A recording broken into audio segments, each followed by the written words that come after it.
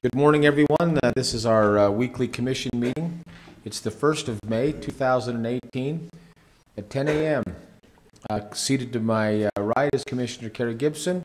Seated to my left is Commissioner James Ebert, and I'm Jim Harvey, and we're delighted to have you here. Our invocation this morning will be given by Mr. Marty Smith, the Executive Director of Culture, Parks, and Recreation for Weber County. Our Pledge of Allegiance will be given by Mr. Scott Mendoza, and our Thought of the Day will be given by Commissioner Ebert. Mr. Smith?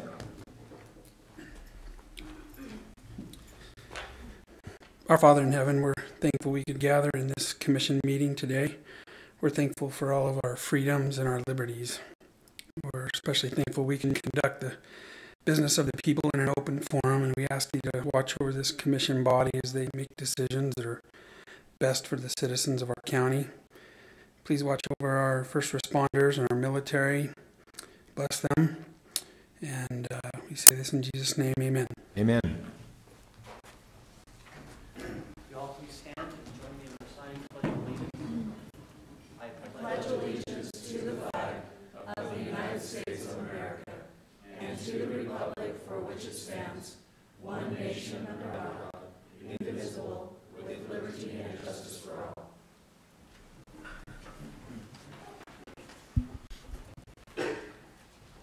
Chair, when you're ready. Yes. A quick thought. C.S. Lewis either said and or wrote, not sure which one, but you can't go back and change the beginning, but you can start where you are and change the ending. I think that's an important thing for us to remember in our lives. Always be moving forward. Thank you, Mr. Smith, Mr. Mendoza, and Commissioner Gibson, or Commissioner Ebert. Our first presentation, we're going to go a little out of order. Our first presentation will be given by Mr. Ricky Hatch. It's a recognition for a fantastic intern and volunteer, Mr. Zach Thomas. Mr. Hatch? You bet. Zach, do you want to come on down?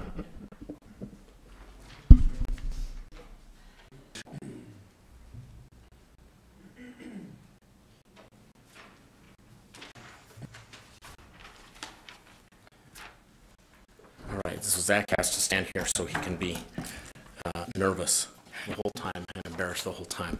And Shelley Jackson from our elections office is going to join me as well. So we wanted to honor Zach Thomas this morning, who is an intern from Weber High School. He interned with us this whole semester and has done a great job, a huge job, tackling a lot of different tasks at different departments throughout the county. One of the things that we had him do, Weber County, as properties are developed and sold and subdivided, sometimes there are sliver properties that end up falling into the county's hands through the tax sale. We don't want them. We want to try and get them out to people. People out there want to purchase these, but the county has probably 1,000 of these little parcels that are difficult to keep track of, to know how large they are, what their value is worth. And so whenever anybody would come in and say, hey, do you have any land that we could buy, we would have to do all this research to try and come up with something. Well, Zach came in and organized over 900 of these parcels and put them into an organized fashion so that we know where they are, the approximate value, the size of the property, and other things like that. Sean Wilkinson worked with him quite a bit. Sean's the Director of Community Development, and said that Zach's work will have a lasting impact. And he added that he appreciated Zach's willingness to tackle a tedious and time-consuming but important project. And so Zach has added a ton of value just with that aspect alone, but he's done way more than that. And with that, I'm going to ask Shelley to describe his efforts there. Thank you so much. So Zach came to us early in the semester and said, just so you know, I'm here up in the commission office. Is there anything that you might have? And I said, oh, do we? So he spent the semester just popping in when he could, verifying signatures on petitions. I talked to him. He had come down during the legislative session. I talked to him a little bit about the bills that we were following and tracking. And I think one particularly spoke to him. He jumped on it and contacted the sponsor. That was House Bill 281, which was passed in no small part to Zach. And that allows 17-year-olds for the first time in the state of Utah to participate in the primary election if they are going to be eligible for the November election. So if they turn 18 on or before November 6th, they're actually going to get a primary ballot. So what a great way to introduce them to the elections process. So he wrote to the sponsor, Representative Briscoe. When we had him down there at the session one day, Representative Briscoe actually invited him down, and he sat on the floor, and I thought it would be like a 10-minute thing, and so I waited for him, and 45 minutes later, he came back out. So I think, and they were deep in conversation the whole time, so I think that you learned some valuable things there. He came in to get trained on running a successful voter registration drive, kind of the commonly missed things and how to do it properly. And he went to his school, Weber High, where he collected over 130 registrations, which I told him on a successful day out there, I've gotten 4 or 5. So he can just do that from now on. At school, he was an activist in the school safety movement, the Never Again movement. I think he led that out at Weber High. He has spoken at prior commission meetings in favor of the North Parks Dark Sky project. He's just all around enthusiastic and involved in this community, and I just think that just goes to show that you can't lump all millennials together or say they're all lazy, because right here we have a fine, shining example of someone who's out in our community engaged, making a difference. So in a horrifically bad move, I have written a limerick. Yes, I'm an elected official, governmental accountant, and wrote a limerick to honor Zach. And so you're welcome to close your ears if you've eaten recently. And then we'll see if Zach has anything to say. There once was an intern named Zach. Weber County's lost parcels he did track. With elections, he's the man. He tames lawmakers like Tarzan. His work will have lasting impact.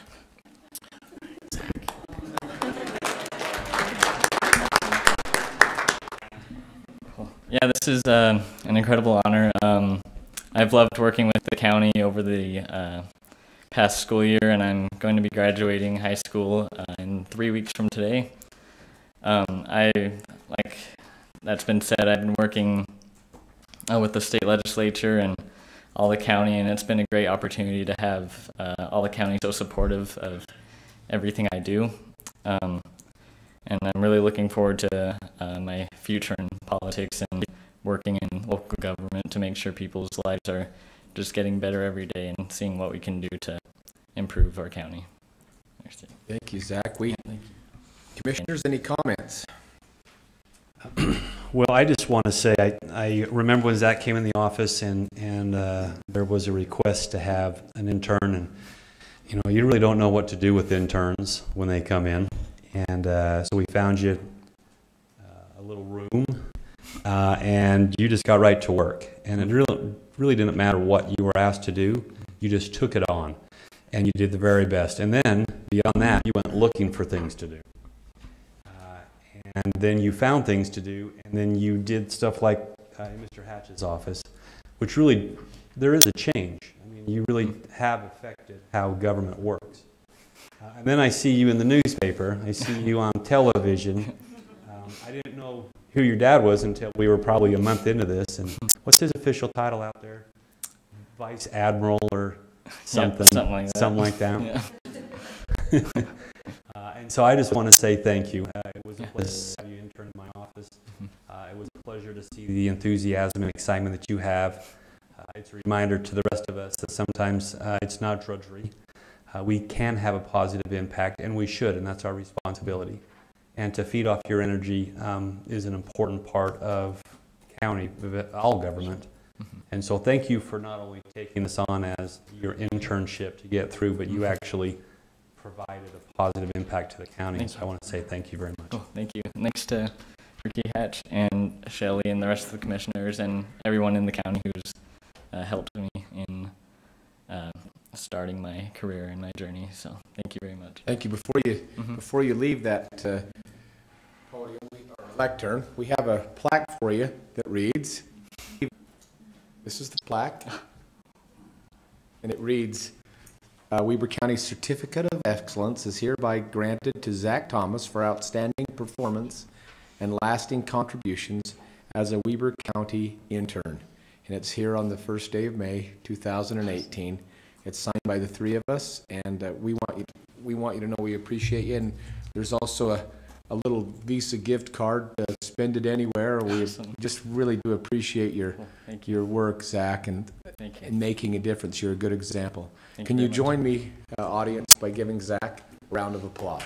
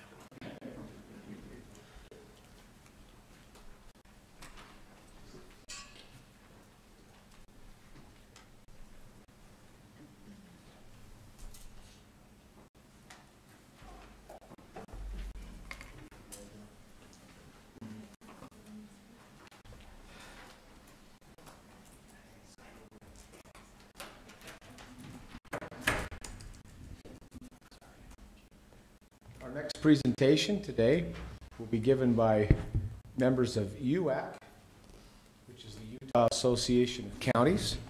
I'll invite Mr. Troop to the lectern for your introduction, if you would, please, sir. Thank you very much, Commissioner. I appreciate the opportunity to be here. I am Adam Troop with the Association of Counties.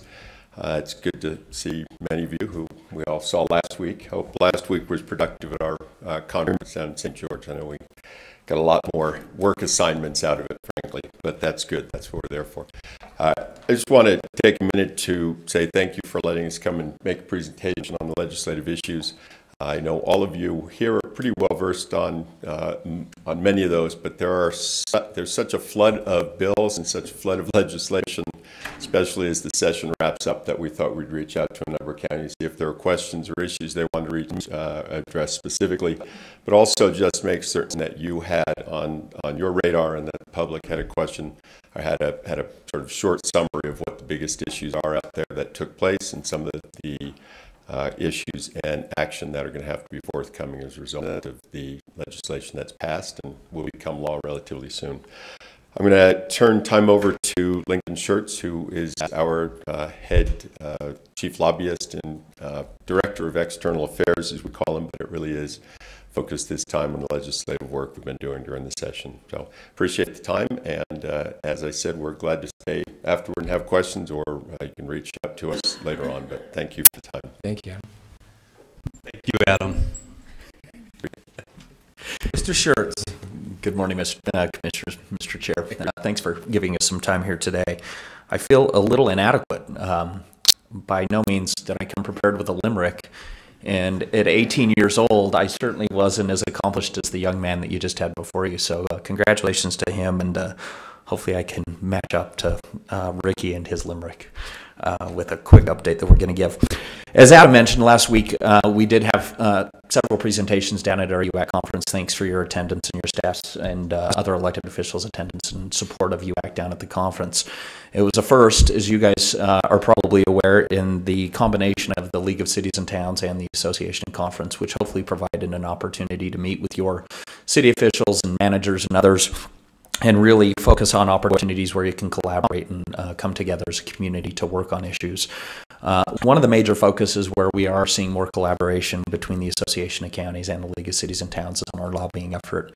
9 out of 10 issues that we see up on Capitol Hill are of common interest to all areas of local government, where the legislature really acts as a parenting organization, if you will, to local governments. In many circumstances, you'll hear the legislature talk about how cities and counties are creatures of the state or political subdivisions of the state. And so with that in mind, obviously there's a lot of opportunity for collaboration with the state, but also this somewhat tense relationship with the state where they do, at certain circumstances, insert their authority and manage how local governments are run at the local level.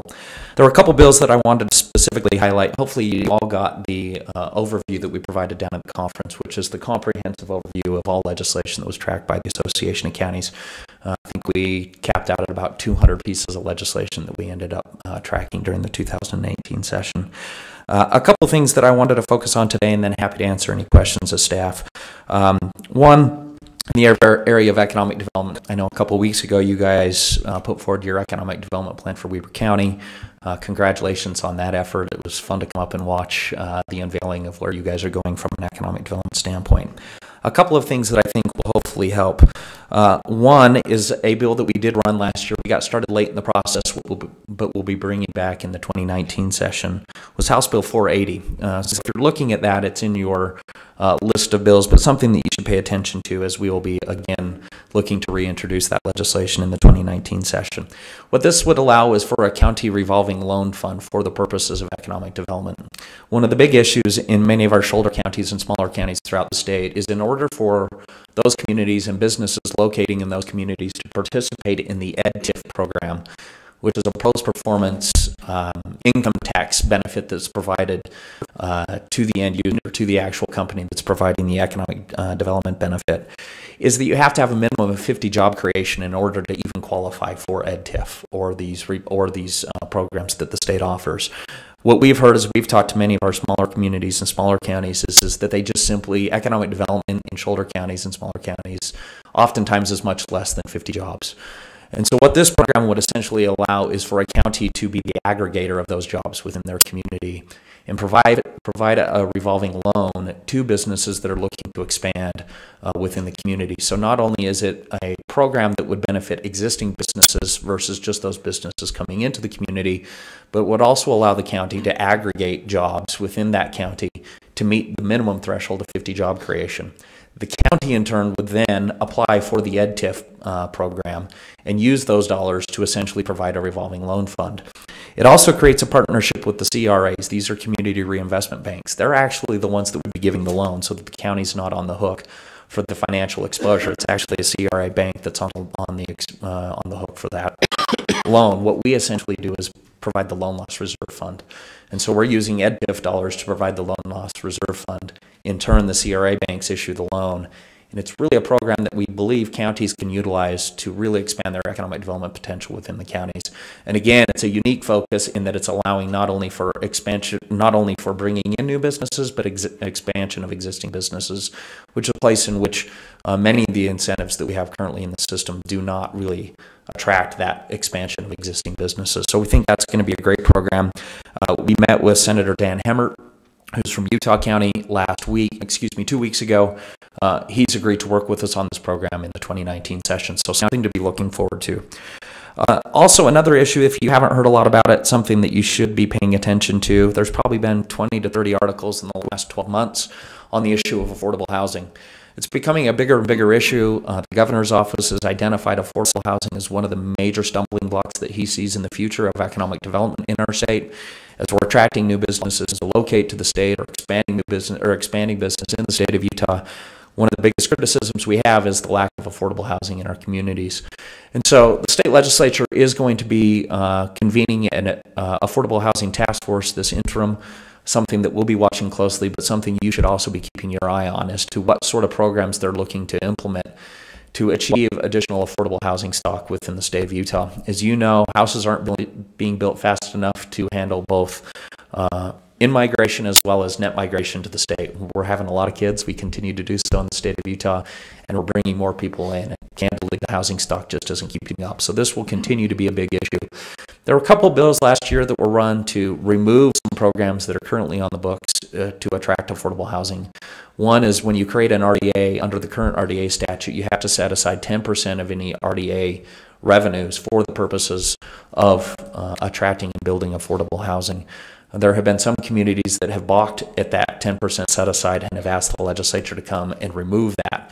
The legislature over the last 4 years has resisted those efforts, and in turn has kind of come back and said we really need to figure out what tools we currently have and how we're going to expand programs, not look at removing programs that are looking to develop more affordable housing. So again, we'll be keeping our eye on that task force, and we'll continue our efforts to make sure that there's affordable housing stock here in the state of Utah, as we see it as a vital piece to our economic development potential here as well. A couple of other issues in the area of revenue taxation. This year we also worked with the Utah Taxpayers Association and other interest groups to change the centrally assessed appeals deadline. As you know, commissioners, many counties are reliant on centrally assessed taxes for the purposes of maintaining their tax base. As the economy continues to change, centrally assessed is becoming less and less a part of the tax base, which means an inherent tax shift to your real property taxpayers. So if you're familiar with the tax system that we have in the state of Utah, it's a zero-sum game. Essentially, the government is guaranteed what they received in the prior year. And with that, any change in the structure, meaning if there is a portion of the tax base that erodes, that means the other piece of the tax base needs to increase in order to maintain that zero-sum game in the tax system. Because we're seeing declines in centrally assessed taxes, just understand what that's essentially meaning is that your real property taxpayers, your homeowners, are paying more in the area of taxes. With that, we keep a close eye on centrally assessed taxes and making sure that we're adequately taxing that centrally assessed business. And these are businesses that span county lines or are interstate. So this would be businesses such as Kennecott Land or Kennecott, Rocky Mountain Power, Questar Gas, AT&T. These are major businesses that have a tax base in multiple counties. What we did this year is we changed the appeals timeline to allow those businesses to do more due diligence on their valuation and making sure that we're getting the valuation right. But in turn, we also give the counties an additional 30 days to evaluate any appeal that they may want to file. So in the current system, the taxpayer obviously has a right to appeal their valuation, but then the counties act as the overseer of the tax base and have the ability to do a counter appeal on any taxpayer appeal. There was some concern that the counties weren't given adequate time to actually evaluate those appeals, and we are filing frivolous appeals just for the sake of protecting our right to appeal. We're hoping with the additional time this will give us more ability to do the due diligence necessary on appeals as it relates to centrally assessed taxes. And as UAC, we will be taking more of the responsibility for many of our counties in administering those appeals. So we have begun a process by which the association is organizing the 29 counties in the state of Utah to determine which appeals to file on a statewide basis, and then we'll also be helping in the organization and administration of that appeal as it moves through the system with the Tax Commission. So with that, I do think we've made some pretty substantial improvements to the process, and we'll hopefully be doing a better job on your behalf in managing these appeals for counties throughout the state of Utah. One other issue in revenue tax that you should be aware of that we'll be working on for 2019 deals with personal property tax. There was a bill during the 2018 session which would have changed how businesses file personal property tax. Right now, the de minimis amount, meaning where businesses do not have to essentially pay personal property tax, business personal property tax, is at $10,500 in aggregate personal property as a business. The legislation that was being considered would have changed the de minimis amount to $100,000. So any business with an aggregate personal property tax liability, or not liability, but tax value of under $100,000 would not have had to pay business personal property tax. That would have been a substantial shift. It covered about 60 to 70% of all taxpayers. Would have been a substantial shift in the tax base away from businesses paying personal property tax to the real property tax system, which is, again, your homeowners. The Association of Counties opposed that legislation, but in so doing, agreed to work with the sponsor on reevaluating what the de minimis amount is. Again, that's at $10,500. So we'll be working on that issue. But then also streamlining the process. One of the major criticisms the current system has is that it's very cumbersome for businesses to file business personal property. We recognize that as counties and have been working with the assessors group, in large part with the leadership of Mr. Uliberry, who works here in Weber County, to really come up with a way in which we can streamline the process for those who fall under the de minimis amount. So in essence, what we'll be working on for the 2019 session is saying that if you fall under the de minimis amount, you will not, and you can demonstrate that you've fallen under that amount for the previous 3 to 5 years, we will not make you file business personal property. tax return. So the current system, even if you're under, you still have to file a return to show that you're under. What we're essentially going to do is look at historical data and say that if you've fallen under, we're simply not going to have you file a return, hopefully easing the burden on businesses and showing that counties too can be favorable to the small business community and trying to simplify the system while maintaining the integrity of the system. So with that, I think those are two fundamental changes to the rev and tax system that will inherently affect counties. Our hope is to maintain the tax base, maintain the current structure in terms of who's paying, but obviously find whatever way possible to simplify the tax system where we can for our small businesses and communities. So that's rev and tax. A couple of other issues that are important to Weber County. Homeless resource centers. We were successful in working with Weber County this year. Representative Elison passed a piece of legislation that appropriates $6 million for the operation and maintenance of the homeless resource centers throughout the state. There was some criticism, largely coming from Weber County, and justly so, that legislation in prior years was focused almost solely on Salt Lake County and the resource centers in Salt Lake County, and failed to recognize that there are other areas in the state that are dealing with the same problem and providing resources for that community in their communities. One was obviously the Lantern House in Ogden and Weber County. We were successful in adding language to the legislation this year that includes the Lantern House as a qualified resource center for the purposes of being able to receive some of these resources that were set aside by the state. So as I mentioned, there were $6 million that was appropriated by the state legislature for the operation and maintenance of those facilities. Please start working with the Lantern House to make sure that they avail themselves of those resources.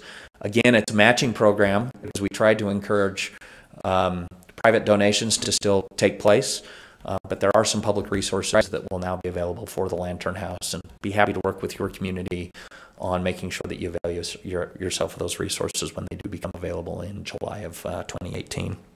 There were also some other issues. There was a homeless mitigation effort as well. Again, there was concern with the new homeless centers and resource centers that there were going to be some additional costs borne by those communities that are host to those facilities. There was also a fund created that was funded at the tune of $6 million. Most of that money is going to be coming from political subdivisions.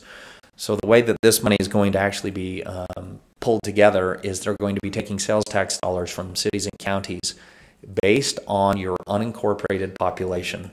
So cities will pay a certain amount based on their incorporated population. Weber County will be responsible only for the unincorporated population.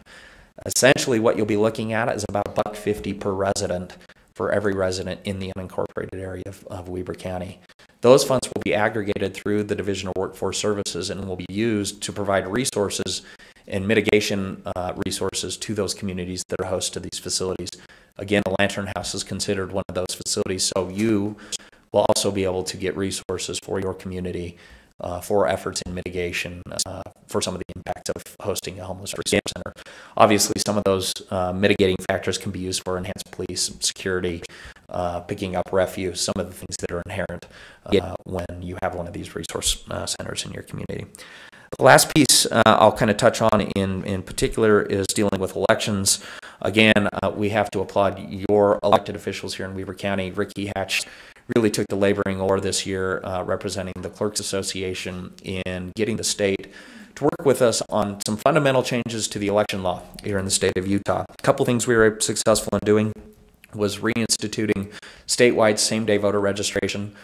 So this will allow someone who thinks they're registered, comes to the polls to vote, realizes they're not registered, to register on site and vote. Shouldn't be a fundamental change in process. What we've done in the past with those individuals is we had them fill out a provisional ballot, so they were going through the paperwork. We would register them, but we simply wouldn't count their vote during that election cycle. This will simply allow us, when we register that individual, to also count their vote when they do a provisional ballot. In addition, we also did what's called automatic voter registration. This will allow you to update your information anytime you go to the DMV, to update your driver's license if there's a change of address or any change in information. We'll automatically receive those updates at the county electronically. Currently, some of that information is still being transmitted to the county, but it comes in a big paper box that we then have to hand enter that information. We went through a process by which that will electronically be delivered to the elections office at the state. Another job for you in putting information in. that information will be sent to the state. The state will in turn work with the county to make sure that that's put into your voter rolls. And lastly, most importantly, something that will save you money as commissioners, we were also successful in getting the state legislature to work with us in matching us in some funding for elections equipment. We have been going through a process over the last several years of updating election equipment and selecting a statewide vendor for the purposes of renewing some of our elections equipment that's now 10 to 15 years old. The total price tag on that statewide was going to be about $13 million. We went to the state this year asking for $4.5 million one time plus $500,000 ongoing for the purposes of maintaining our elections equipment. We were successful in that appropriations request. And over the life cycle of this new equipment, that means about $9.5 million worth of resources that will come to counties for the purpose of buying election equipment. Again, as you know all too well, we administer the elections both for the state, for the county, and in many circumstances for the cities and special districts within our communities. And so with that in mind, we thought partnering with the state and getting some appropriation to kind of meet us in the middle, if you will, was appropriate. In addition, Ricky and his team of clerks throughout the state have also been successful in getting a statewide grant, federal grant, for $4 million that will also go towards updating election equipment. So you take the $9.5 we were able to get through the legislature, plus the $4 million we were able to get federally. That gets us to the $13 million mark. So that's $13 million statewide that counties will not have to be paying for updating election equipment. Hopefully that helps when you guys go into your budget consideration, which will probably start soon as you prepare for the next budget cycle. Again, it was a huge win for counties. Obviously, anytime we can work with the state and have them partner with us on some of these funding requests, it's a big issue for us. Last thing that I'll end on is just more of an overarching theme. I would say that the state legislature is getting more interested in what's happening at the local level. In part, it's because more things are happening at the local level. But with that, there's certainly an element of, as I mentioned at the outset, the tension in the relationship between local governments and the state. That was borne out in several different areas. The most egregious, if you will, was HB 175, which was a state oversight committee, which would have essentially allowed the state legislature to second guess any decision made by a local city or a local county, whether it be legislative or administrative. Essentially, they could question what you were doing, bring it before a state oversight committee to evaluate the efficacy of the decision that was made at the local level. Obviously, we expressed concern with that legislation and were successful in killing it in its house of origin. It got 18 votes when cities and counties were included, and it started in the House. So 18 out of 75 members thought this was a good idea. That's a testament to the work you were doing locally and making sure that you worked with your legislators, but also working with the Association of Counties. Really make sure legislators understood what local government's doing and the checks and balances that are in place at the local level. I bring this up to be illustrative of really what's going on at the legislature, and it's not a criticism of the legislature, but more just a recognition that they are more interested in what's happening at the local level. And with that in mind, we need to find new opportunities to partner with the state and really utilize our resources to make sure they're understanding what we're doing. I think most of the tension that is created is one of ignorance. They don't understand why we're doing what we're doing at the local level. And if we'd simply spend a little bit more time demonstrating to them, this is what we're doing, this is what it's in response to, I think we would remove and alleviate some of this tension that currently exists. And so it's one of the challenges we'll be working on this year, is just being more cognizant of that issue and working closely with the legislature to make sure we're doing a good job as the association and pointing out what counties are doing statewide to address concerns in their community and make sure that we've got the buy-in of the state legislature and the governor's office in those efforts. With that, I'm happy to answer any questions. There was certainly a lot more that went on than the few things I was able to cover in 15, 20 minutes, but I did want to take the opportunity before you to answer any questions you may have or take any suggestions you may have for the association and how we can represent you better. We view this as a partnership as well, and as the director of the lobbying effort, we certainly want to take any sort of advice that you have in ways in which we can conduct ourselves better and make sure that you feel well represented up on Capitol Hill. And with that, happy to answer any questions, sir. Thank you. Commissioners, I'll turn that time or questions over to you for any. We could spend another 3 hours talking about all the stuff that was amazing. I would just like to mention a couple of things. We had, from Weber County's perspective, 3 specific bills that I thought were systemic changes, or at least the very beginning. The first was a bill by Representative Kelly Miles addressing behavioral health. That bill turned the pot a little bit. But what it created was an interim study group to look at the behavioral health, not only the model, but also the funding mechanism, which I think is the first step to really address the issues we have with behavioral health. When we look across the county, virtually every single service we provide is somehow affected by some form of behavioral health or addiction or something along those lines. So I was extremely happy to see that bill move forward in the manner, and I know that especially Adam had a tremendous amount to do with that, so very happy with that. Representative Mike Schultz had a transportation bill, which completely changed the way we look at transportation, beyond just the flat transportation, but the active transportation, multimodal transportation, the funding mechanism, economic development, access to opportunity, miles traveled. I mean, it addressed everything in transportation, and it is amazing. And the direction they're going with UTA, transformative bill. Representative Jeremy Peterson had a halfway House bill that really addressed corrections and how we disseminate individuals who come out of incarceration. A much better model for getting transition back into the community, and hopefully will reduce recidivism. But some other areas that I think we had wins on. Senator Milner was able to get some funding for economic development, which I thought was a tremendous amount of vision that she had on her part. She'd been watching what we've been doing for probably over a year now, and as she saw it roll out, she felt there was some need from the state perspective. So I give her, a big round of applause for that. And then we were able to get some IGP funding for our pilot model. Now, it's a competitive process throughout the entire state, but I feel very strongly that we'll get some dollars to move forward on that. And then everything else you talked about, again, a tremendous job that was done this year. I think there were more wins from a county perspective than we've ever had in the past. That's my personal opinion. And the bills that you talked about were extremely important. I don't think folks understand the importance of affordable housing. If we look at the definition of affordable housing, which is if you spend more than 30% of your annual income on housing, then that affects your ability to do other things in your life that usually will move you forward. And within Weber County, if we're looking at a minimum wage of $7.50, you have to work over 70 hours a week to not be above that 30%, or you have to make over $17 an hour.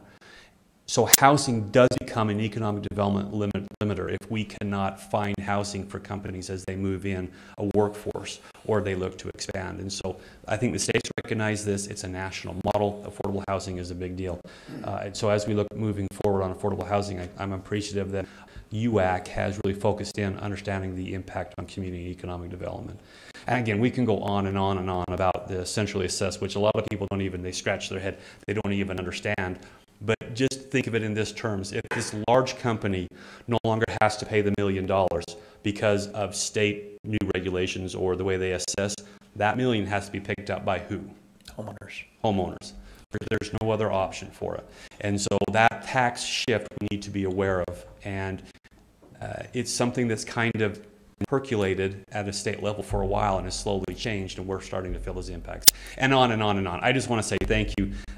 The work that you are doing and the level of education that you provide to us and getting us aware of what is coming down the track has been extremely important to me moving the county forward. So thank you very much. Absolutely. Thank you. Commissioner Gibson. Well, Lincoln and Adam, all of you, thank you for being here.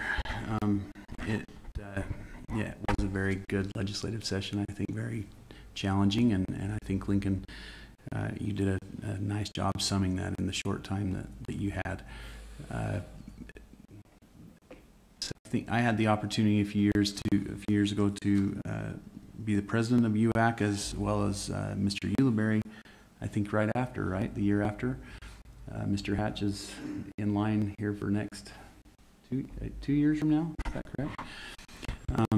I think that the reason that I see value in that participation, well, there are a lot of them, but you've brought a lot of them forward today, Lincoln, and the reality is, from time to time I hear comments like, I don't see value, I don't see value in UAC or in associating together.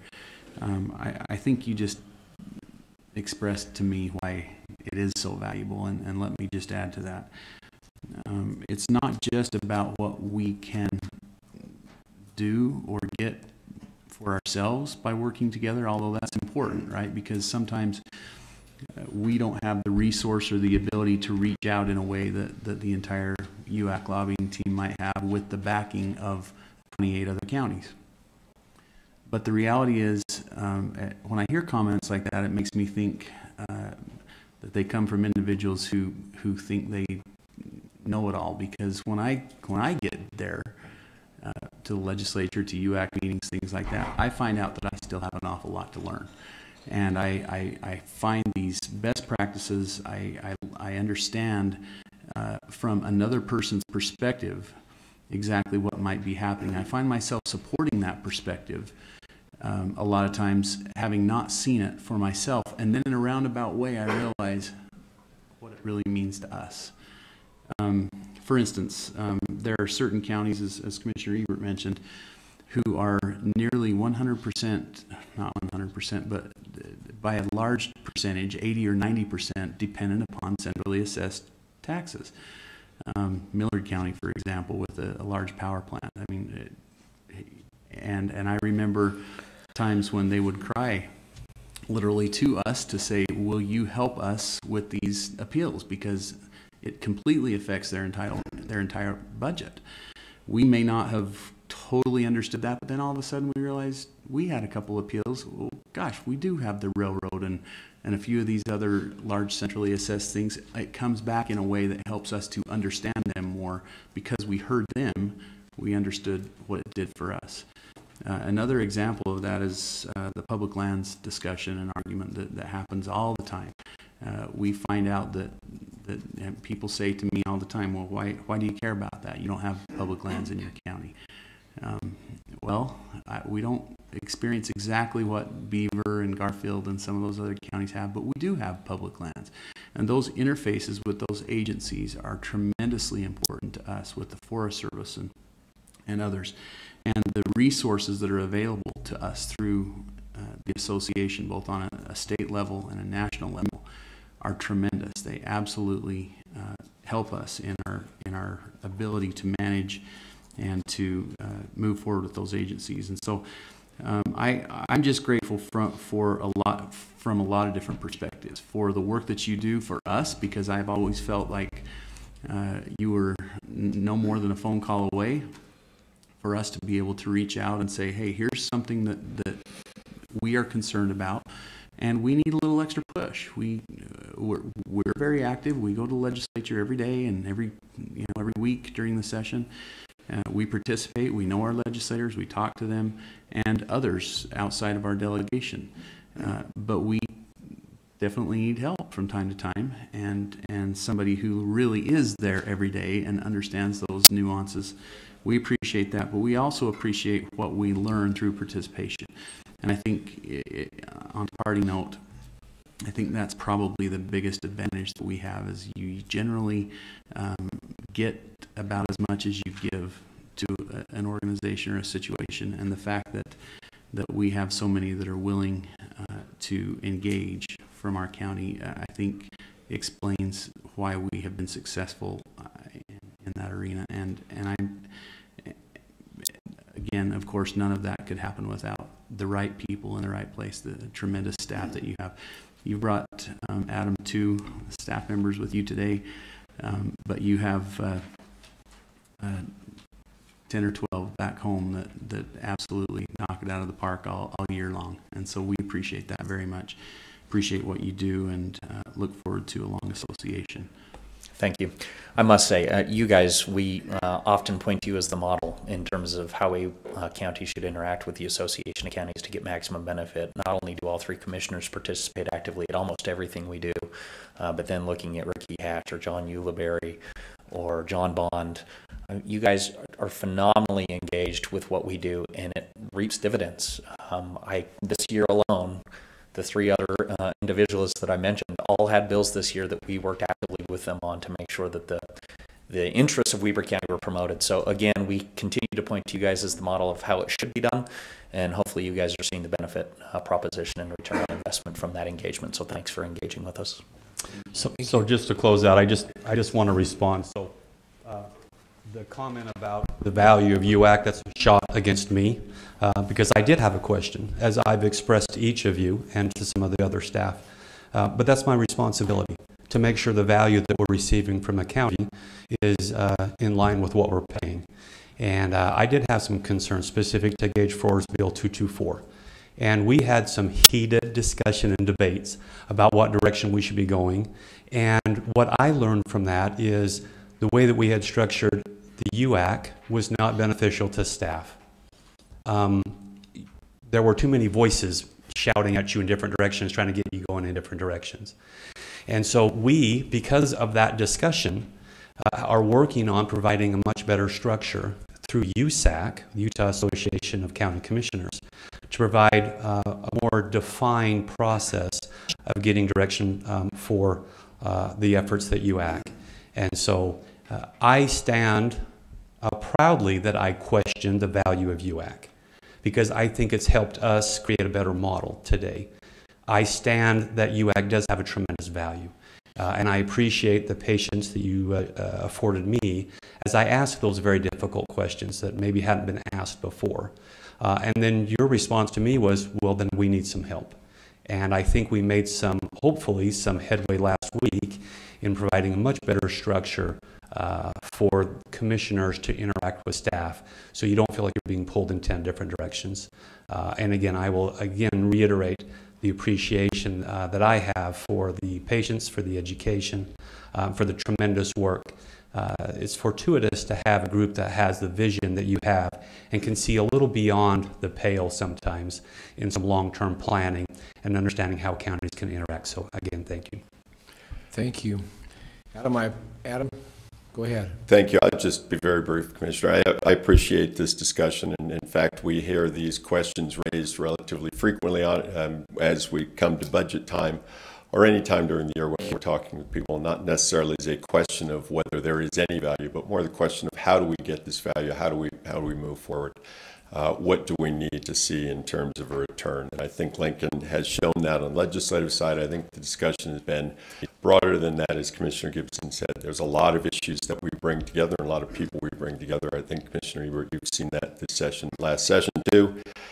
We continue to work on that. So I do appreciate the questions, but I think in all instances there is a great value to people associating together when they have common interests, and that's really what UAC is. We are an association, we're not an organization run as a business for the benefit of the staff or for profit. We're to allow county officials to associate together, to work together and to develop ideas and educational needs, whatever those needs are that they define as necessary to respond to. So appreciate the time, really appreciate the chance to be here, and certainly appreciate the input of county elected officials in Weber County who seem to be my direct boss about every other year. So I think they certainly have a voice. Anyway, thank you very much. I appreciate the time. Thank you, Adam. Thank you, Adam. Appreciate it very much. Thank you. I appreciate very much, too. It's been my experience with you folks at UAC, and like business leaders will tell you, that you have to always be changing in your model. You always have to be making adjustments to the market, to the environment, to the politics, to whatever is driving you. And if you don't, you die. And so you have to be paying attention, and business leaders can reinforce that. And I appreciate UAC accepting that model to continually growing and changing and evolving as we all have to evolve. And so we appreciate your legislative update today, your presentation, coming up here for your support. It's thank you very much. Appreciate it. Thank you. Before we move on to item number, go ahead. Before we move on to item number F on our agenda today, I want to thank those elected officials especially, and those county employees who participated in our county government week. Stacy, you especially for arranging all that. Our Weber County schools and our charter schools were all invited to participate and many of them saw many of you at their fourth grade level, talking about county government and how county government's involved. I commend you for taking time to go to those schools and teaching the youth and to help perpetuate that. I also, before this meeting, for many of you, we had a Board of Adjustment meeting, and I want to, again, we're doing, there's 5% up in tax relief, yet they've done that with the same amount of staff, or actually less staff. We appreciate that. Of the appeals, and this is just for public record in this meeting, but of the appeals that were created, 82.36 of the appeals were adjusted. And there were 156 exempt organizations here in Weber County this year. So also just mentioning that. And Travis Campbell, we recognize you being here from Representative Rob Bishop's office. Thanks for joining us here today. We'll move on to our consent items. It's item number 1 on our consent item is a request for approval of warrants 1422 and 1424 and 427678 to 427897 in the amount of $1,068,985.27. Item number 2 on the agenda is a request for approval of purchase orders in the amount of $62,135.62. Item 3 is a request for approval of the minutes for the meeting held on April 24th, 2018. Item 4 is a request for approval of new business licenses. Item 5 is a request for approval of policies. Item 6 is a request for approval of a severance agreement by and between Weber County and Karen Harbretson. And item 7 is a request for approval of a retirement agreement by and between Weber County and the following Mike Chavez and Patricia Rhodes. Commissioners, any questions on our consent items? None being heard. Mr. Hatch, would you like to comment on those, please? You bet. I'll be making my comments in the form of a sonnet today. No. Well, I'll just read them. We had issued 15 purchase orders this week for $62,000. 38% of that amount, or $23,000, is for the library. That will go towards a book drop, door repairs, landscaping, and shelving. 25%, $15,000, is for our elections office, and that will purchase 4 station voting booths for our vote centers. 18%, or $11,000, is for the transfer station, and that will go towards fuel and software. As far as checks go, we issued 223 checks this week for $1.1 million. 2/3 of that amount, or $755,000, was for employee and retiree health insurance. 8%, or $87,000, went to Weber Housing Authority in the form of housing payments. And then 6%, or $67,000, was for our fleet, and that was to purchase a couple of trucks and a forklift. Very good. Commissioners, with that additional explanation, are there any questions? None being heard, I'll entertain a motion. I'll make a motion we approve the consent items. Second? I have a motion and a second. There's no more questions. Call for the vote. All in favor? Aye. Motion carries. Thank you. Item number G on the agenda is our action items. Mr. Ulibarri, it's a request for approval of equipment lease by and between Weber County and Revco Leasing, LLC, for a copier lease. Thank you, Mr. Chair. I bring to you today the most exciting thing that you're going to talk about all week, a copier lease. So essentially what we're doing is we are leasing a new copier, and it's going to save us about $350 a year. Any questions? Love savings. Make a motion that we approve this contract, Mr. Chair. Thank you. I'll entertain that motion. And is there a second? Second. We have a motion and a second for the copier machine lease. There's no more discussion. All in favor? Aye. Motion carries. Thank you. On to item 2 on Thank our you. agenda. I was a little worried I was going to survive. Yeah, Very efficient. Yeah. Very and it's so exciting. So exciting. Cassie Bybee, a request for approval of a contract signed between Weber County and Daniel T. Simmons, master carpenter, for the production of Annie Get Your Gun. Thank you, Cass. Yes. Go ahead. Yes. Just wanted to ask the Commission's approval for Daniel Simmons to be our master carpenter for OMT, again, for Anna Get Your Gun this year. And I would like to have a jingle for Mr. Hatch. A Go ahead. limerick. Can I do it in iambic pentameter? Yes. I'll get back to you. I have to go research what iambic pentameter looks like. Anyway, that's what I'm here for. Thank you, Cass. Commissioners, any question?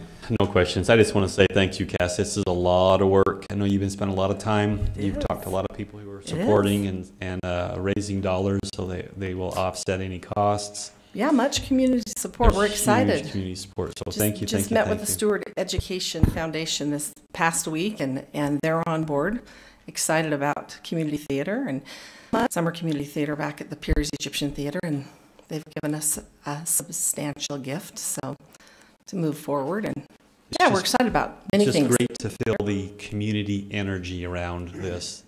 And it's just really ramping up and getting stronger and stronger. And as we continue to have these amazing theater productions, I just think we're gonna start drawing people back to Ogden for culture, for cultural events. So great job. Agreed. Thank you. Thank you. I'll entertain a motion. So moved. Second? We have a motion and a second. For Annie, get your gun. Mr. Simmons, the master carpenter. Any other discussion? None being heard. All in favor? Aye. Aye. Motion carries. Thank you, Okay, thank Ms. you. Spivey. Mr. Mendoza. Item number 3 on our agenda is a request for approval of a contract by and between Weber County and FFKR Architects for the scoping document study for preparation and design of the parking garage demo and the new surface parking lot. Yes, good morning, Commissioners. Morning. I was disappointed to find out I don't have the most interesting contract for you to consider this morning, but Beauty's in the eye of the that's beholder. true. That's true. Thank you. Well, again, we do have a contract for you to consider. This is between Weber County and FFKR Architects.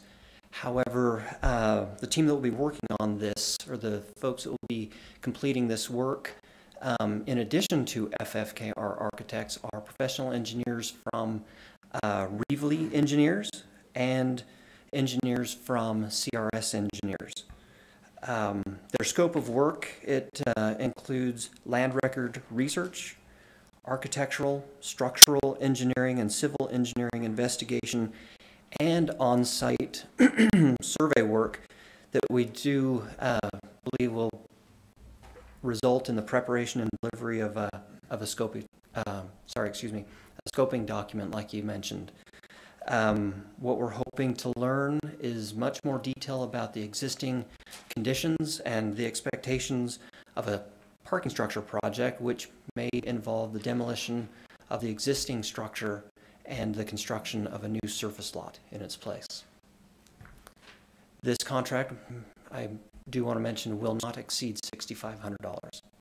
Thank you very much. Commissioners, any questions? The only question I have is on our document, I'm not seeing, it's not filled out, and I don't have any signatures at this point. So I just want to confirm that both legal and purchasing and the department head have signed off on this. They've all seen it and have approved it. Yes. Okay. Wonderful. I can also attest that this particular project has been properly vetted. I appreciate the extra effort gone into that. Mr. Crockett. Do we have I know Mr. Wilson, I believe he reviewed it. Do we have a contract cover sheet in your possession? Yes. Okay. Well, it's here. Okay, so we've got all that, the necessary signatures. Okay. Wonderful. Thank you. Very good. I'll entertain a motion, Commissioners. So moved. Second. We have a motion and a second. All those in favor? Aye. Thank you, Scott. Motion Commissioners, carries thank you. unanimously. Thank you. Item number H is a public, excuse me, I'll go into the mic. Item number H is a public hearing, so I need a request for a motion to adjourn our public meeting and convene a public hearing. So moved. Got a motion and a second to do that. All in favor? Aye. Aye. We're now in a public hearing. Mr. Ewart, public hearing for consideration and decision on the proposal to amend certain sections of the land use code to provide new open space requirements for cluster subdivisions with special emphasis on agricultural encouragement, and to offer new and modified definitions and other clerical edits to other sections of code related to the new or modified definitions. Charlie Ewart? Thank you, Mr. Chairman, Commission. Thank you very much for this time.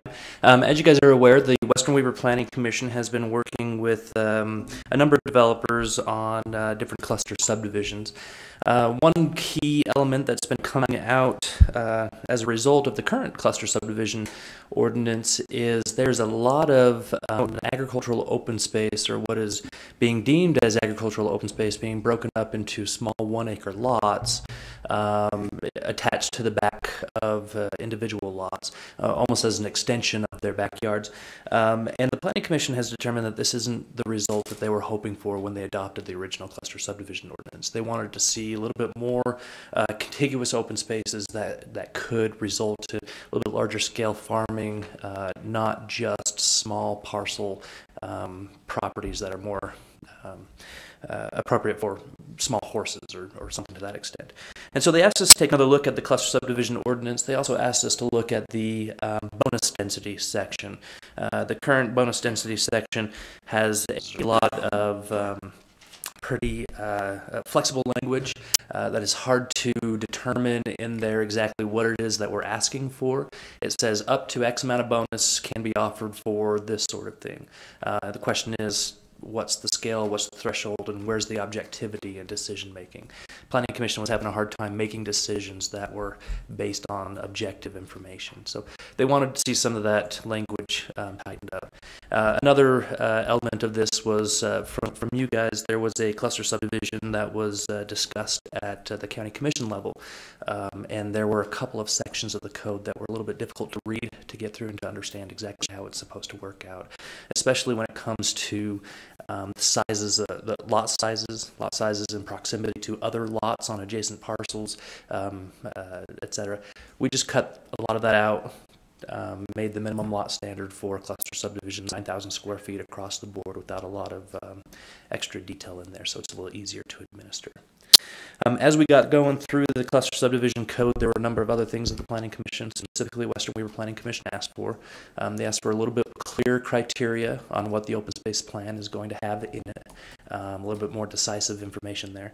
And also, they wanted to see a little bit more information on the process. How is the process of a cluster subdivision different than the process of a traditional subdivision? So we went into the code, went into each of those sections, and clarified some of that information. In one specific part, we had a section that talked about open space preservation plan creation, and then open space standards in a different section. Staff found that it was a little bit difficult to administer the criteria of both sections when there was overlap between the two, but it wasn't clear that there was overlap. And so what we did was we just plucked one from one section, plugged into the other section, so everything kind of flows together in a little bit easier to read fashion. So that's the overarching element of what the Western Weaver Planning Commission desired out of this. We went to the Ogden Valley Planning Commission, talked about this. They aren't having as hard of a time with the current cluster subdivision ordinance because there hasn't been a cluster subdivision proposed under the new ordinance. So they haven't seen the effect of some of the challenges that Western Weaver is seeing. But they were more than happy and eager to get into the code and to kind of see how to parse it out a little bit differently. Their primary objective was to ensure that the current code section that says no additional density in the Ogden Valley, no bonus density, they wanted to make sure that stayed in there, and it has. They're excited to see some of the differences in the current code, or in the proposed code, to see how it actually pans out, see if we can incentivize and motivate a few more cluster subdivisions happening in the Ogden Valley. So both planning commissions passed it with a positive recommendation to you. Both planning commissions gave staff a little bit of flexibility to work with the language in a couple of spots because we had some concerns, legal had some concerns on efficiency of language and all that before passing it on to you guys. And in the packet you can see I've just made a note in each of the columns, or in the column on each of those areas that staff kind of played with the language just a little bit after the planning commission saw it. So with that in mind, are there any specific questions you'd like to address with the changes? Do you want to go read it line by line for the next couple hours, or would you rather have discussion with the public? How would you like to see this done, Mr. Chairman?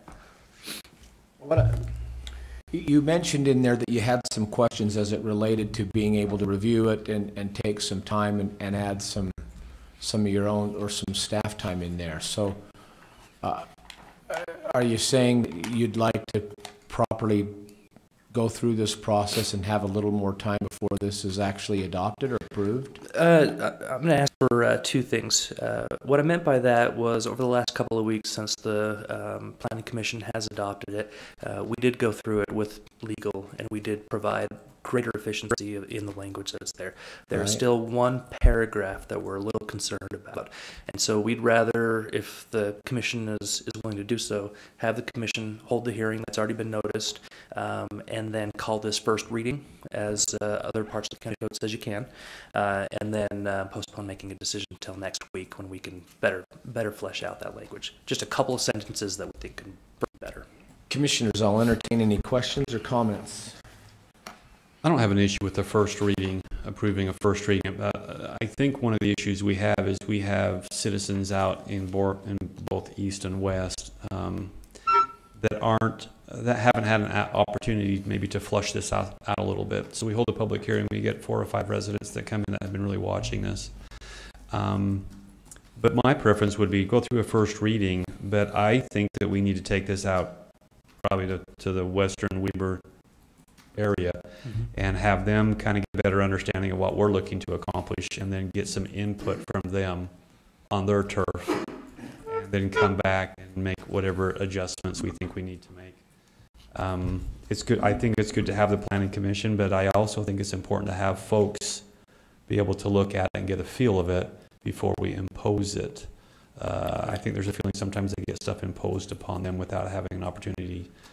I know we are on somewhat of a deadline because we've put our PRUDs and our clusters kind of on a holding pattern, but I think that would have some value to it.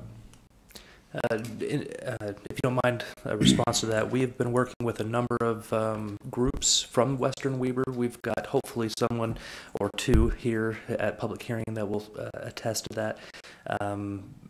One particular group that had I believe there was a petition that might have been circulated. I don't know if it was formally presented to the county commission with 300 signatures. We've got the leaders of that group who are very much in support of what you see here. In response to the deadline we're looking at, under the state statute, it says we have 180 days to pass a new ordinance.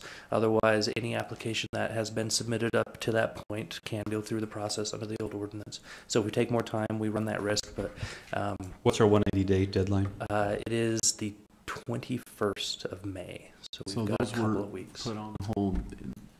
PRUDs and clusters were put on hold for 180 days. Yeah, and the PRUD, we've got more time to work on. That wasn't put on hold until a little bit later, but the cluster subdivision, the first ordinance for that was in November.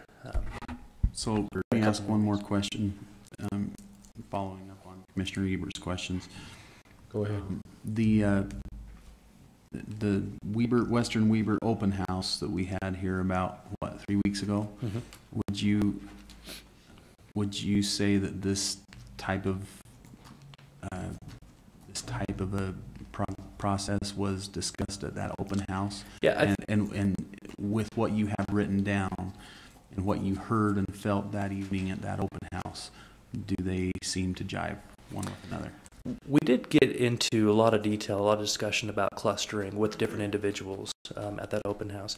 I didn't get a solid gauge on what the majority of the folks would want. The few people who have been engaged in following the process are very much in favor of the language that's being presented here, primarily as it relates to agricultural open space.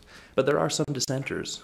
There are folks who would say, smaller individually owned preservation parcels is better than looking for larger contiguous acreages.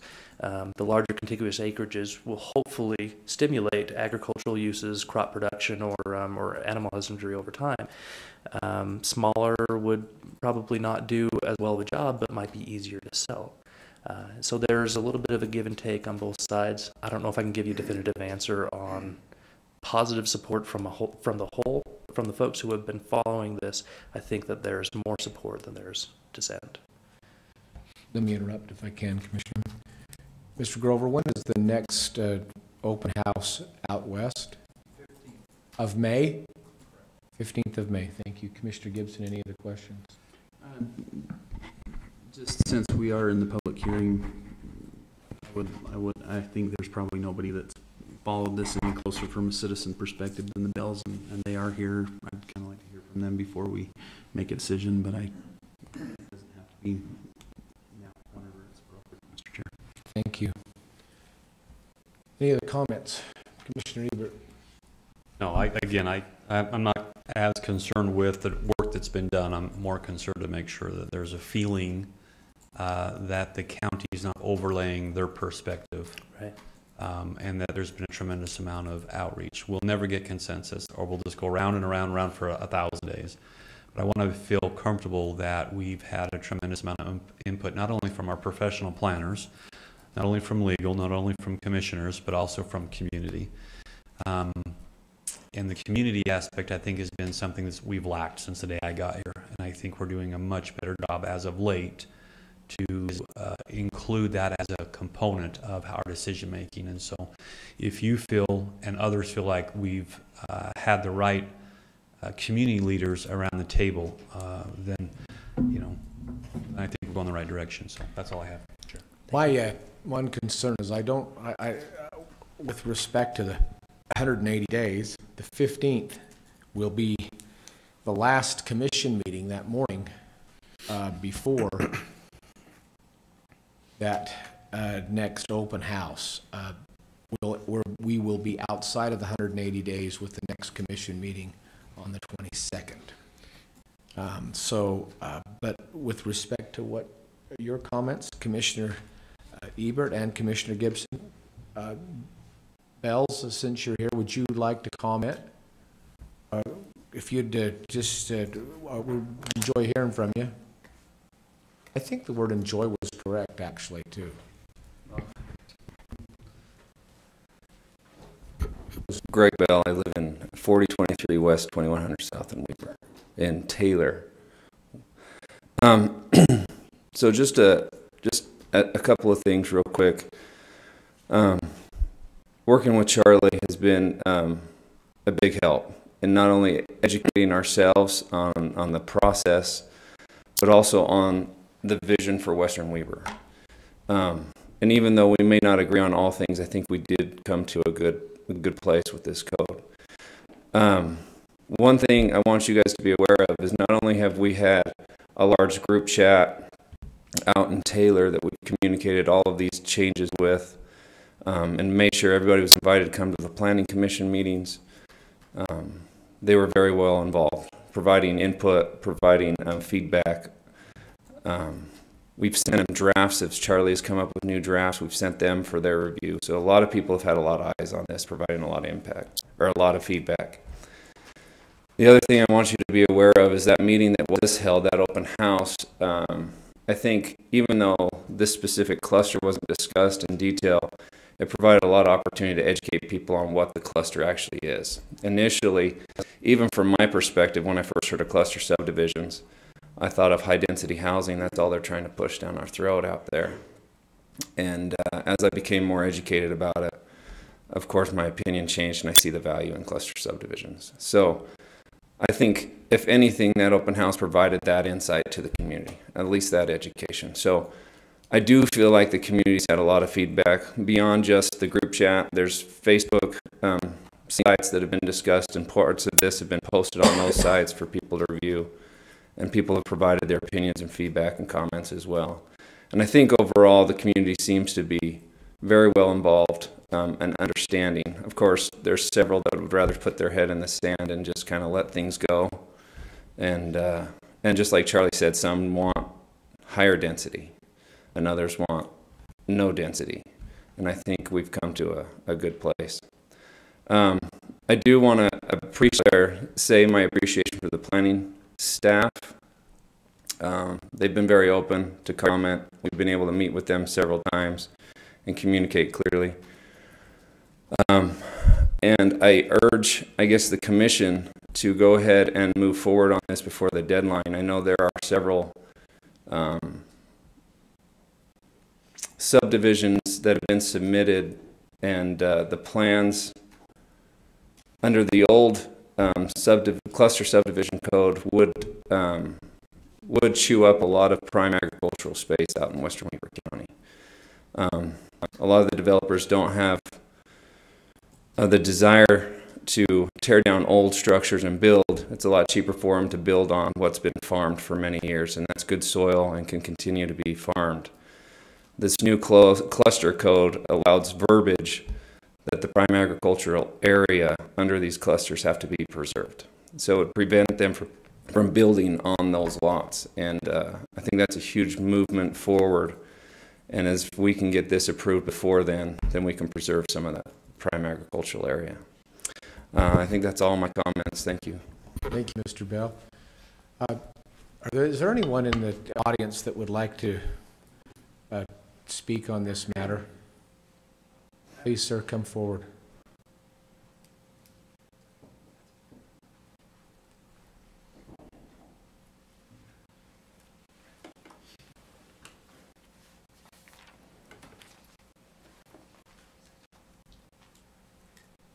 My name is Ed Green. I'm working with the Favero properties out in West Weaver. I live at 2150 North Valley View in Layton, Utah. The property we have is very triangular. We have a sewer line that goes through on it diagonal. So we also have a canal that goes through and bisects the property. We were prepared and had things ready to submit under the old cluster ordinance. As it is right now, with the preservation of, they're trying to save there's 60 some acres. Excuse me. 20 acres of that would be the easiest part to develop.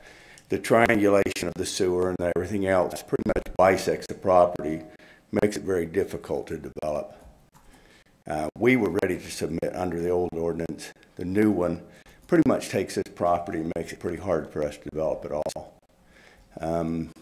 So we're not sure how to go forward, but like I said, we would have preferred to go through with the old ordinance, and it's not rectangular enough that you could go through with acre lots, which was left alone. We would love to have done that if we could have, but we can't because of the stuff that goes through the property as it is. So we're kind of caught between a rock and a hard shell, where if they're saying we want to preserve the agricultural property forever, although in our lifetime that may be something we look at, but 20, 30 years down the road, even 10, who's the farmer that's going to farm these little parcels of 10 acres or so? The equipment's expensive. What do you put on it? And is it sustainable for life? Are we going to come back and look at these properties, these little spot farms, when the dairy farmers are gone and all the little guys that need hay or whatever? What are you going to do with those properties? I mean, in all honesty, what are you going to do with them? Because your hobby farmer is going to go away, or they're going to be stuck with somebody out there trying to do what with those properties. You know, that's what we're looking at. But the Faveros and the Fars and myself would like to be able to move forward with something. We've been on hold from the beginning of this. We kind of got caught right when you first put it on. But this really doesn't work for us. So, okay. Thank you, Mr. Any questions? Thank you. Commissioners' comments?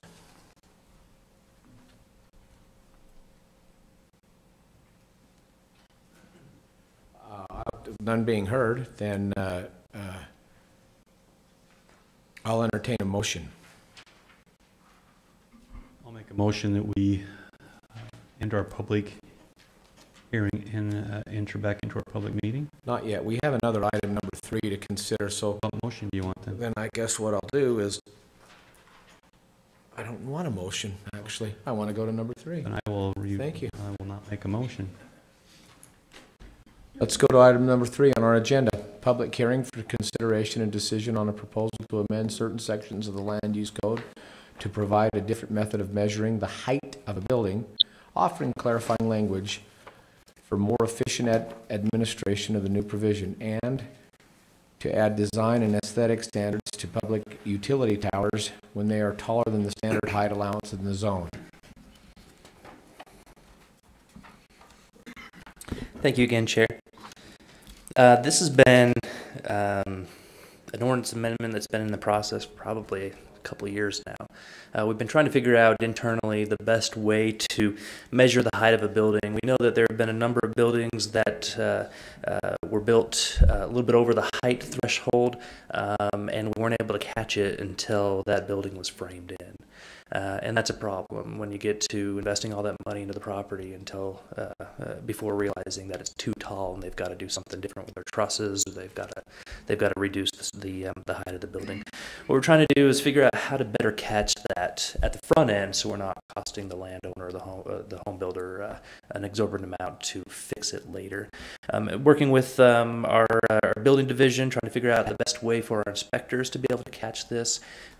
Easy, efficient, and quick is to drop a tape from the top of the building to the final grade. Our current code says we're supposed to measure height from natural grade. So if we're going to measure height from natural grade at the point that final grade has been provided, which is generally the case when you get to framing and four-way inspection, you don't really know where the natural grade was. And so the inspectors were having a hard time. In fact, a number of times we just asked the applicant to reach out to a surveyor, pay a surveyor to come in and survey the height to verify that it was accurate, which could be not a small fee. And so for our inspectors, we believe it's going to be easier for them to catch height issues at the front end without having to require a surveyor from the applicant. What it also requires us to do is do a little bit more due diligence on our side when we do plan review. When we're looking at the site plan, when we're looking at the building elevations, we need to know what the natural grade is, we need to know what the proposed final grade is, and we need to know how tall the building is going to be related to that. A little bit more effort from the applicant on the front end to provide that information, a little bit more effort from planning staff on the front end to measure and verify is going to save a lot of money on the back end and a lot of heartache on the back end when buildings are built too tall. As we were going through this, I noticed that the county code, the land use code, has a lot of different sections that talk about height of structures. I figured it'd be a lot easier just to grab those sections, consolidate them all into one section regarding height of structure. One of those sections is towers, public utility towers, substation towers specifically. These aren't towers related to Rocky Mountain Power utility poles, not those kind of towers. It's only substation-oriented towers. The majority of what we see there is going to be like cell phone towers. It might affect a Rocky Mountain Power substation if it's over the height, which we don't see a lot of substations over the height limitation. And looking at this, we thought a bit about how to make cell phone towers or other kinds of substation towers more attractive. We've all seen those fake trees that you could tell are fake from a mile away, and how terrible they look in their community. We're not looking for that. We're also not looking for just a galvanized steel structure that reflects on the horizon.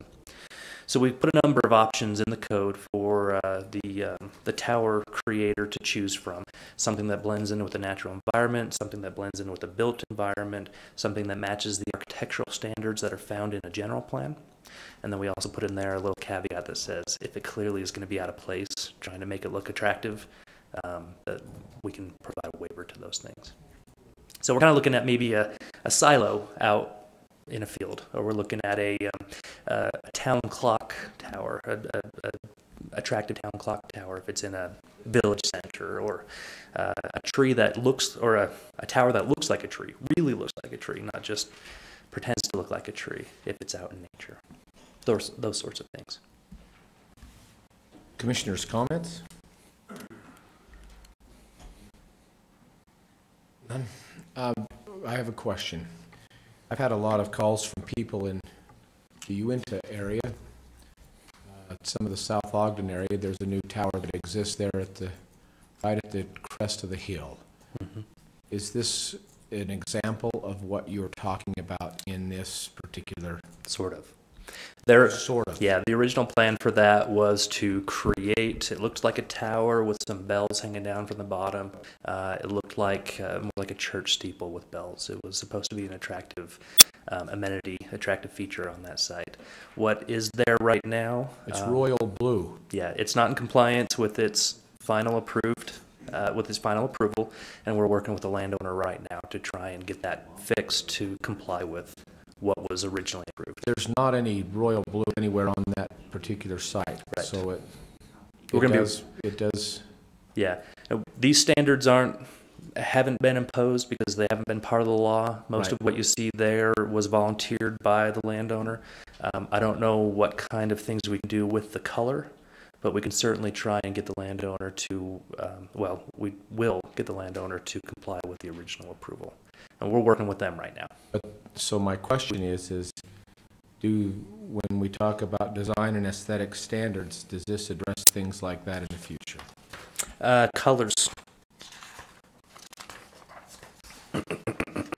Excuse me.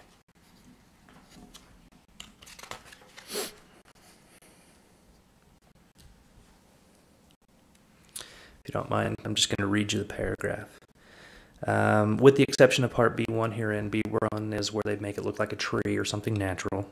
The disguise shall be constructed of painted, stained, sandblasted, or carved wood, log timbers, brick, stone, textured concrete, or similar material. The glass, metal, metallic leaf, which is painted, anodized, or otherwise treated to prevent reflective glare, may also be used. Copper, brass, wrought iron, and other materials may remain untreated and allowed to develop a natural patina. Support structures shall use natural, muted, earth tone colors, and bright royal blue is not one of those, including browns, blacks, grays, rusts, etc. White shall not be used as a predominant color, but may be used as an accent. And that's not made up language. That is pulled from another section of code. It's actually in our signage code. We figured we can use the same sort of thing. Mm-hmm. Thank you. You're welcome. That's great. Appreciate that presentation, Charlie. I'll go back to and give those who may have want to comment on this particular section any opportunity for public comment. If you'd limit your comments to 3 minutes. None being recognized, then we'll move on to item 5 under item of the H, which is a request for a motion to adjourn the public hearing and reconvene a public meeting. Entertain a motion now. Have a motion? Second. And a second. No more discussion. All in favor? Aye. Aye, great. We are now back in a public meeting, and we'll take action on, or not, whatever your preference is, commissioners. The first one is titled H2, which is H2 is a request for approval to amend the certain sections of the land use code to provide new and open space requirements for cluster subdivisions with special emphasis on agricultural encouragement, and to offer new and modified definitions and other clerical edits to other sections of the code related to the new and modified definitions. Has the presenter Charlie Ewart, but let's, unless there's any other questions for Charlie, commissioners, what are your preference here? I'm ready to accept a motion. I'll make a motion that we approve the amendments to the sections of the land use code to provide the new open space requirements for cluster subdivisions. And I won't read the rest of it, but the rest as stated in item H2. I have a motion. Second.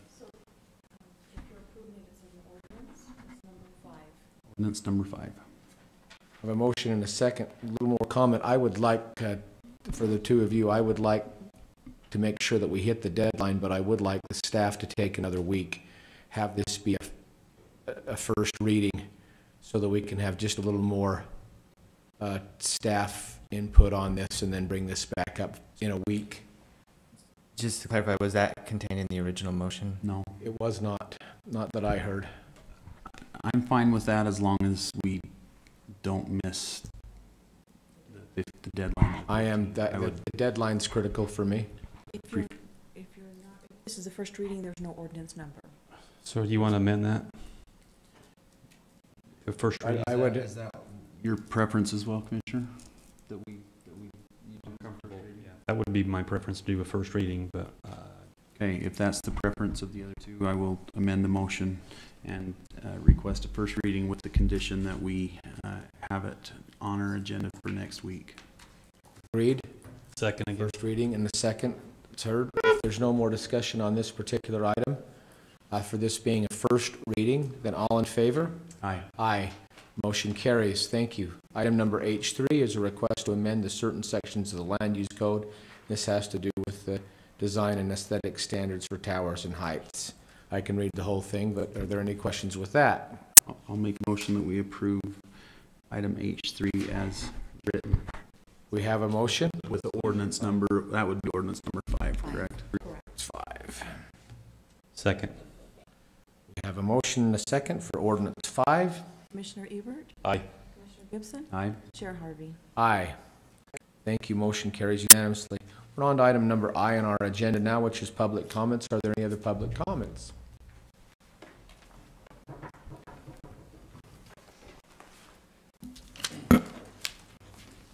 Mr. Bell. Commissioners, thank you for entertaining my voice again. Greg Bell. I just want to make a quick comment. I guess it was December timeframe last year that we met and had an appeal on the Sunset Equestrian Cluster subdivision. Since then, I've learned a lot about land use codes, about the process, about their importance, and the overall Western Weber general plan. My comment one initially is we need to update the Western Weber general plan.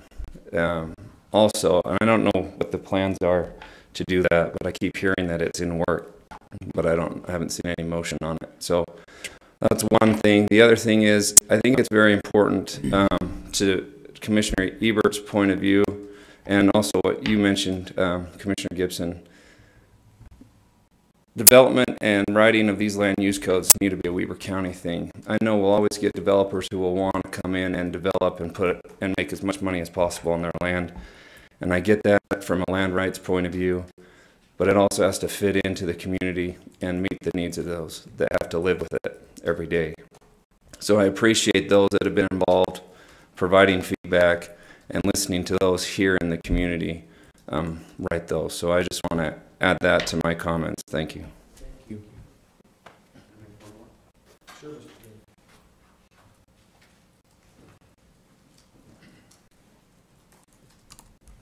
We need you to sit in the front row next time. I need to exercise. My doctor says do this. Walk from the farthest point in the parking lot. So, Ed Green again. One of the questions and one of the things that bring us to concern is who's going to own those open spaces perpetually? Are they going to become part of an HOA, and the HOAs will then rent these properties out to, because they're saying they want to preserve the best agricultural uses of the land. Well, that ownership, when the farmer, these guys, this is their inheritance, this to their children, this is their retirement. These guys are selling the property. And if we're selling this property and saying this very best piece of ground now has to stay agricultural forever, what's the value of that land going to be compared to what it would be at its real market value for development?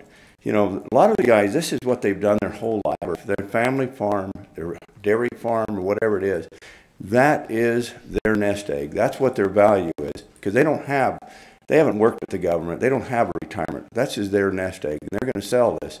But if you're putting that value as saying it's perpetually farm ground forever, the best part of your ground, and yes, I've developed my whole life. I've been doing it for 45 years. And I've taken some great pieces of ground and turned them into subdivisions. But those farmers, that was their ground. The kids moved away. The old fellow got old. He can no longer farm. When he's done, the kids aren't coming back home to farm that property, and they want their inheritance as much value as they can get out of it. So it's not fair to the farmer sometimes to say, we're going to perpetually tell your piece of ground is farming. Everybody else has moved in, and it's after you're here, you don't want someone else to build that on that farm because it's not my backyard. I want to keep that farm because that's my view. I love it. I've heard it hundreds of times as I go through, and you guys hear it too. Everybody comes in with a new development, but we bought here because of the open spaces. Everyone says it. We all know that. But we're devastating the farmer's inheritance to his family. And again, my big concern is who is going to maintain these 10 or 20 acre parcels perpetually, and who owns them? Is the HOA in these projects going to own the property, or who owns them? That's my comments, okay? Thank Thanks, you, gentlemen. Mr. Green. Any other comments? Rick, do you want to make a comment really quick? Commissioner Ebertson asked you to answer that question. Rick, could you answer that question? And then also, one of the other issues we have is we require active transportation in a lot of these areas. We have pathways. So those are the two questions that I've received as of late, is who's going to open, who's going to maintain them, who's going to own them, what is the timeline for them, and how long do they have to be maintained as an open agricultural space? You bet. Thank you, Commissioners. You're welcome. So as far as dealing with the agriculture land, there's a variety of ways that they can do that. Typically, they can do it when they do the actual plan, when they're looking at the cluster, they'll look at either some type of HOA, but they also can look at, it can be individually owned, and they will submit an agriculture protection plan as part of that review. When we look at that, they explain how they're going to maintain that as viable agriculture. Then we look at that and make sure that they are meeting it as viable agriculture. They're also, remember, they're picking up density to get more homes on the area if they have more agriculture land. Create more value for each acre.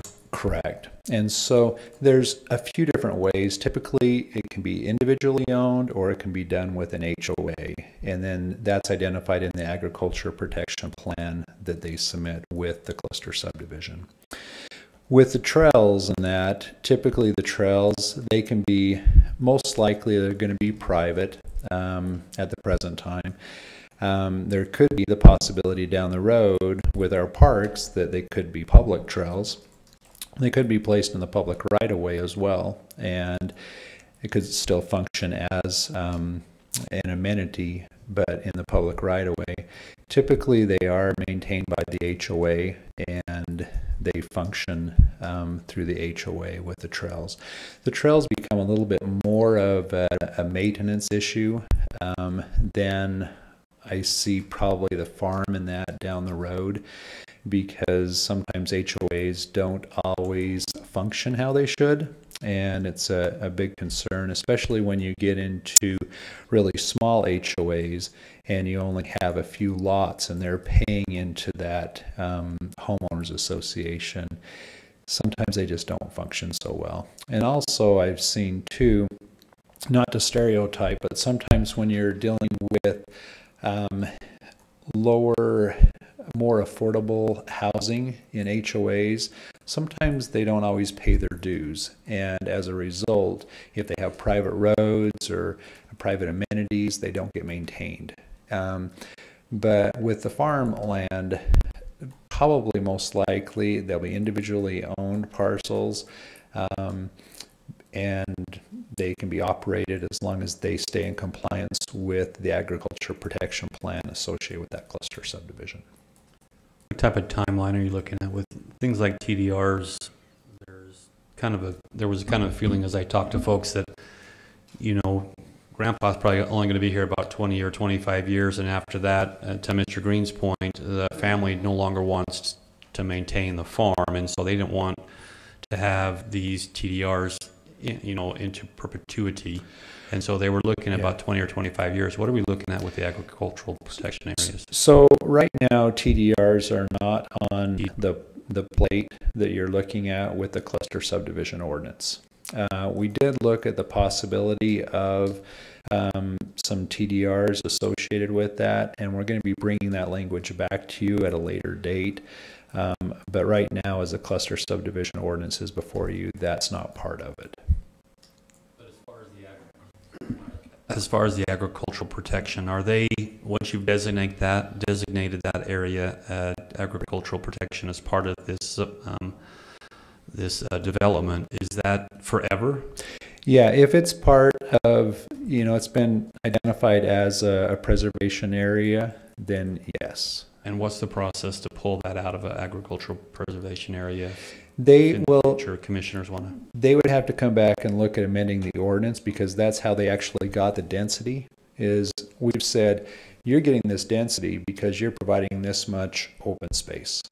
And so they either have to choose to amend the ordinance or they have to come in and remove lots. So say in 25 years, the county's added 90,000 people, and we have 20 acre agricultural zones all over the county that really aren't functioning as an operating farm anymore.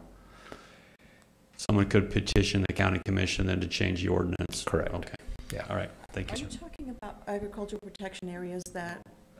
I'm talking about whatever Rick is proposing. That's the problem. I think the two sound similar Yeah. enough that they could be confusing. And okay. Yeah. Agricultural protection area is a completely different thing, which correct. A property owner can withdraw from at any time because they haven't really received any zoning benefit from that. Correct. They've received a benefit from certain protections under state statute that allow them to farm with less threat of nuisance suits and that type of thing, but no zoning density benefit of any kind. So the only ones that I'm referring to is ones that are attached with the cluster subdivision ordinance. Yeah. Thank you very much. Thank you, Rick. If there, just a couple last things. For the bells, oh, yes, we have another presenter. Thank you. Okay.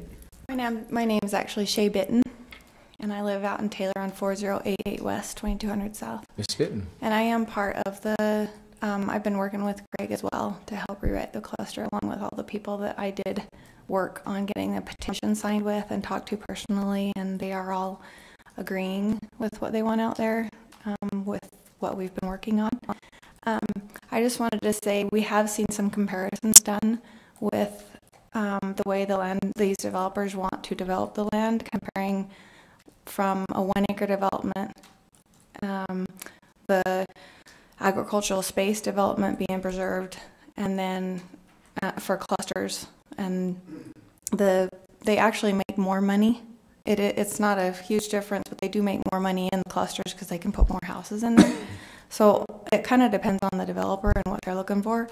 But I have seen the comparisons, and they don't lose a lot of money. And agricultural space can be written when they put the design together that it can be sold to a separate person who's not even an owner in there to be able to develop it. So it kind of helps people who want a small area to be able to farm, to be able to afford those areas. So, and thinking in that, we all are in support of the way the new cluster is written and the way we want to have our development out there. So, thank you. Thank you. Just before we end, to Ms. Bitten, Mr. Bell, we appreciate you've been with this for quite some time. To me, it shows how the public can work with our staff. I've appreciated the open houses and the earnestness on the part of the staff, you creating the plan, the idea, and the public outreach. And this is an example of the public communicating before we actually make a decision. That's how, to me, it's supposed to work. I commend you for what you've done. Thank you. To you, Mr. Green, from me, your reputation for me precedes you. I've known of you for a long time. You've done a lot of great subdivisions. You've got a good reputation in the building community. I want to reassure you that this staff at Weber County has done a lot of outreach with especially the Northern Wasatch Home Builders. In fact, we're waiting for Mr. Ray to get back to us for another follow-up on how we work with home builders and developers to make sure that things are going smoothly and better for here in Weber County. I know you've been exceptionally active in Davis County, but I know you've done some things here in Weber County. I'm actually very familiar with that. So we have a lot of respect for you, and for us it's a balancing act. We love that there's participation, and I'm personally giving you my invitation to participate with us on the 15th of May out at West Weber Elementary at 5 or 6 or 7 o'clock. 6 o'clock, just so that you can get a pulse and a feel for the community out there. It is a little bit different. Many of them have spent a considerable amount of hours looking what has been done with our neighbors on the south, and their voices, including some old men, some old farmers, on how they would like to see things go in the future. So that being said, thank you both sides. One last thing, Shelley Hallisey, would you come to the lectern for one moment? We have a stall that has been given up by a commissioner right up by the front door, a stall, if we call it the Stall of Fame, a special parking privilege. Shelley, could you just make a little statement on that? Sure. I'm kind of excited about this. I'm glad we're finally doing it. The commissioners would like to present the Stall of Fame to Ernie. So, and I want to just say a little bit about him. He always goes above and beyond. He is here in the chamber every week before the commission meeting starts to make sure that all of our electronic stuff down here runs smoothly. Usually hiding behind the screen like right now. Mm-hmm. Thinking Ernie who?